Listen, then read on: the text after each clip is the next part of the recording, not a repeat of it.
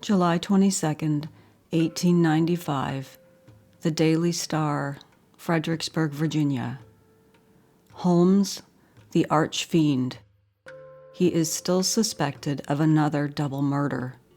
Brutality without parallel. The mysterious disappearance of Mrs. I. L. Connor and her child, together with her relations with Holmes, leads to the belief that he killed them. Chicago, July 22nd. A local paper says, "To the long list of murders and other crimes directly traced to the arch-fiend, H. Holmes, must now be added the mysterious disappearance of Mrs. I. L. Connor and her 12-year-old daughter, with a reasonable certainty that they may have been disposed of in the same manner in which the rest of his victims met their death. Mrs. Connor and her child were last seen in the company of Holmes in this city in 1893. Since then, all trace of them has been lost, and the shrewdest of detectives, at the instigation of the woman's family, who have been working on the case, are now of the opinion that the finding of their bodies is the only possible solution of the mystery. There are circumstances which, while at first seemingly susceptible of explanation, now point in the direction of another double murder at the hands of the greatest villain of modern times." Mrs. Connor came originally from Davenport, Iowa, where she was married to I. L. Connor, a jeweler, nearly 15 years ago, probably in 1881, when she was about 18, though the exact time is unknown.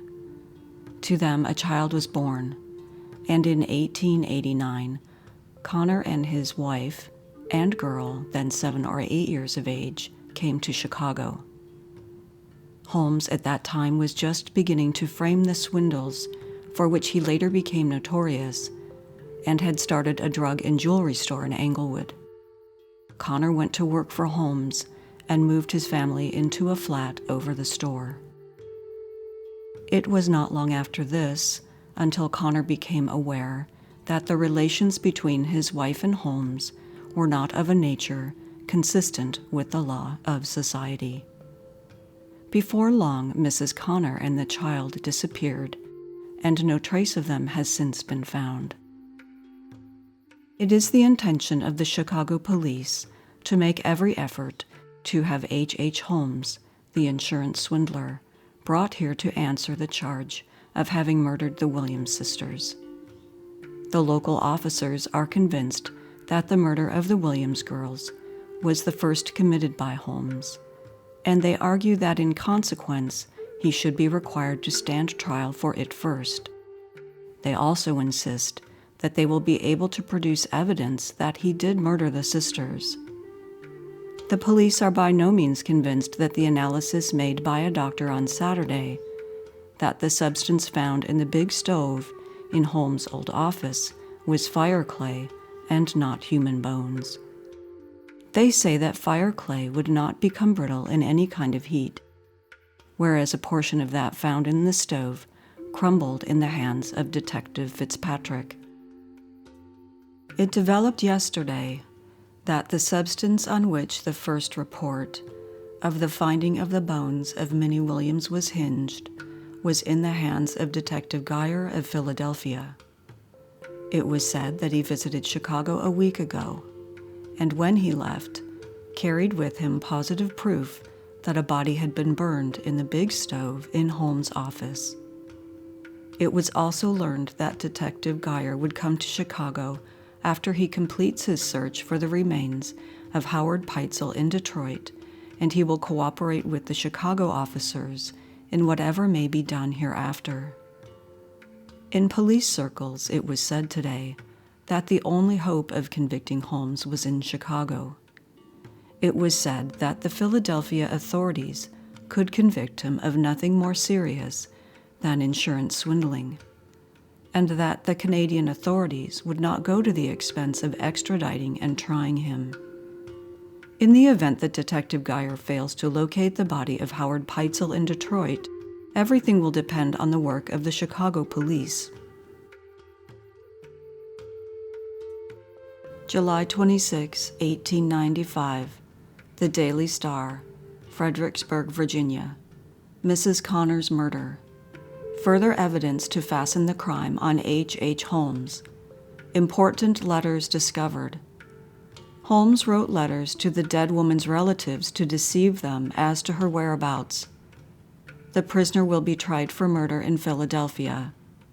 Chicago, July 26th. More proof was found yesterday that Julia L. Connor is dead, and that she was made way with by H. Holmes. It was determined that she disappeared before June 9, 1892, an important factor in the search for her. As late as November 1892, Holmes, as shown by the letters which have been found, was writing her parents as to her whereabouts and stating that she had gone to St. Louis. But on June 5, 1892, he wrote to her brother-in-law, Ira Yantis of Waukesha, Wisconsin, giving him a fictitious address as to her whereabouts in St. Louis. Yantis wrote back to Holmes on June 9, and this letter was found on Wednesday. At that time, Yantis had no suspicion that Holmes had made away with his sister-in-law, and supposed him to be her friend. This letter was written 3 weeks before the one in which I.L. Connor accused Holmes of breaking faith with him. The later letter refers to his daughter Pearl. From this it would appear that Mrs. Connor was killed first and the child afterwards. I.L. Connor, the husband of Julia L. Connor, and the father of Pearl Connor, both of whom are thought to have been murdered by Holmes, was in Chicago yesterday, and the Inter-Ocean today publishes a long interview with him. He has no positive proof that Holmes killed his wife and child, but says he believes such to be the case.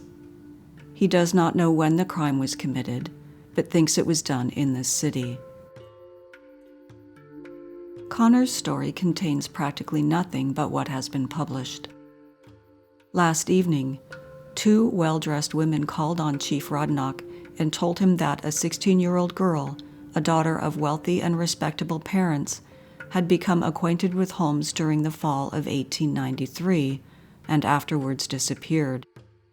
Now that Holmes' crimes have been exposed, her parents believe that their daughter was one of his victims. Chief Rodnock will investigate their story.